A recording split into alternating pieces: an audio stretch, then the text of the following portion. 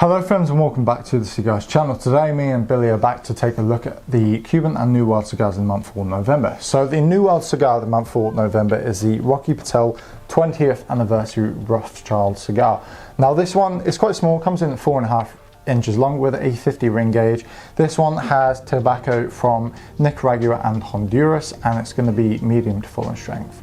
What about yourself? So the Cuban cigar of the month for November is the Robaina Famosos cigar. So this one comes in at 5 inches long with a ring gauge of 48. So not all that dissimilar to the Patel, and similarly it is a medium to full bodied cigar as well. Perfect. Well in that case let's get them cut and lit and then we'll meet you guys at the end of the first third. Perfect. Okay guys, so we're coming towards the middle third now and I have to say that this cigar is quite heavy and meaty. This one's quite thick on the palate and there's a ton of smoke output on this. It starts off quite spicy and there's a little bit of sweetness there, but neither side really plays priority in those flavour notes. It's a very well balanced cigar and I think that for the true cigar aficionado you would really enjoy this. This is probably, I know it's going to sound a little bit weird, but it's probably the most tobacco flavoured cigar that I've had. And again, that sounds a little bit strange, but it's just very tobacco-y, I guess. But I mean, it works and it's nice. It's kind of different, you know, because sometimes you get cigars that are really overpowering with like a spice or a sweetness, but this is like truly one for someone who wants a proper cigar. And yeah, I'm really impressed so far. But yeah, what about yourself? Lovely. So this one, first of all, what I'm going to say is on a visual aspect of this cigar, I think it just looks perfect. I think it's very simple, gold and brown sort of band with a nice oily looking wrapper. I think just it stands out in the humidor every time I look at it. On a construction point of view, the draw is slightly tighter than I am usually, or my usual preference. However, I wouldn't say that it's kind of affecting the overall enjoyment factor of this cigar. As you can see, the burn is pretty much straight. There is a little bit of a crooked a burn, but again, nothing really to complain about. In terms of flavour profile, I would say that it's very woody. In terms of Cuban cigars, 9 times out of 10 you're going to get wood here and there. But this is really, really woody, sort of, that's the forefront of your flavour profile on this one, if you like. You do get a subtle hint of a bit of a sweetness on the end and a little bit of white pepper here and there, but I would say fairly mild. I say mild, I'd potentially go medium at best. I wouldn't say it's a full-bodied cigar. It's not one that's really kicking me in the teeth or anything like that. It's quite enjoyable. I would say sort of so far mid-afternoon, evening smoke would be the preferred time for this one. Oh, okay. But so far, I'm really quite enjoying it. Yeah, that sounds good. And going back to the strength of things, I feel like this one's quite light. I said medium to full, but I'm not getting any of that. So maybe in the final third, it will ramp up a little bit and kick me the same way as that one's kicked you a little bit. But yeah, it's very easy going so far. Yeah. I mean, it's always good. It's nice to sort of enjoy. Yeah, and you said off camera as well, you said typically Cuban cigars aren't your go-to, but that one's really impressed you, hasn't it? Yeah, so it's probably one of my, let's probably put it in the top 2 or 3 Cuban cigars that I've smoked personally.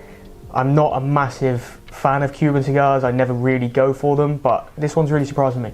It's pleasant. I like it. Interesting. Let's take it a little bit further down and then we'll catch up with you guys soon. Perfect. So as you can see, we've made our way into the middle third of the cigar, and for the Robaina, I wouldn't say that the flavour profile has changed all that much. I would say the only thing that's sort of altered is the woodiness. It's become more of like a charred, smoky wood. Again, construction has stayed true, burn is pretty much perfect. You are still getting some slight sort of white pepper hints. It's not something it's not like a spice bomb. You're not getting all like loads of pepper on the forefront of your palate. It's sort of like a hint in the background, which I think adds a little bit more complexity to the blend, adds a little bit more depth and makes for a sort of overall better experience in my opinion.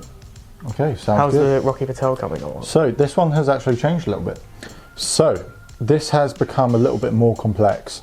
We're now seeing notes of wood and leather and I feel like I say leather for most cigars, but it actually really hit me in the second third here, and there's no spiciness now, so it's just like that sweetness with the wood and the leather, and it all plays around so nicely.